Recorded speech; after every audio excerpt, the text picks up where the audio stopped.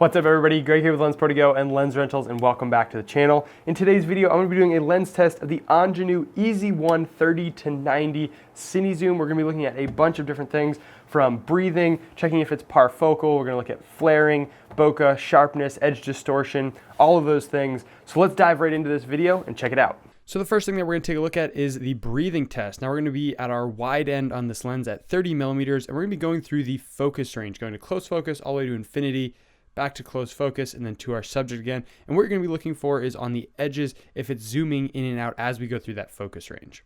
Now I messed up when I was actually shooting this and I didn't get it at 90 millimeters, but it was very similar to this 30 millimeters where there's very minimal distortion on the edges and that zooming in and out and focus breathing. Next up, we're going to take a look at the bokeh test, going from wide open at a T2.0 all the way down to a T22, and then opening all the way back up again. And with this test, you're going to be looking at that out of focus area and those Christmas lights in the background, so you can really see that nice circular bokeh. Going to a 2.8, to a T4, 5.6, 8, 11, 16, 22, and then opening all the way back up, wide opening again at a T2.0. Doing that same exact test, but this time doing it at 90 millimeters on our telephoto end. As you can see, we get a really nice circular bokeh through the entire range. You get a really nice smooth looking light in the background. Going to a T4, T5.6, T8, 11, 16, 22, and then wide open again. Next up, we're going to look at edge distortion and sharpness. So on our wide end at 30 millimeters, we're going to pan from side to side to see how much distortion there is on my face as we go towards those edges and if we keep the sharpness. Now there's very minimal distortion with a 30 millimeter as well as being super sharp across the entire thing.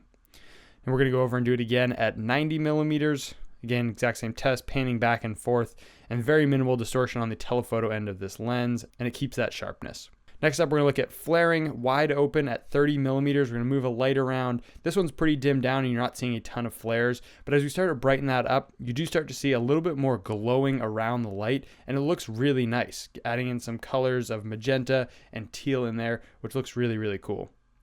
Going on to the next one at 90 millimeters, we're going to do the same test. So starting with the light dimmed down a little bit. Again, we're wide open at a T2. Moving around, you're not really seeing too many flares. And then as we bump it up, you're getting a very similar flare as the wide end of this lens. Seeing a couple highlight points in there, really just that one in the center moving around.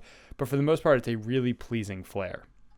Next up, we're going to look at the close focus, which for this lens is at 2 feet. So all the way in at 90 millimeters, you can get super close up on something, and then zooming out to 30 millimeters, and then back into that 90 millimeters. Such a fine focus, so my hand came out of focus a little bit. And then we're going to check the parfocal. So we're going to zoom in all the way, get our focus, and zoom out, and make sure that sharpness stays throughout that entire zoom range, which it does with this lens.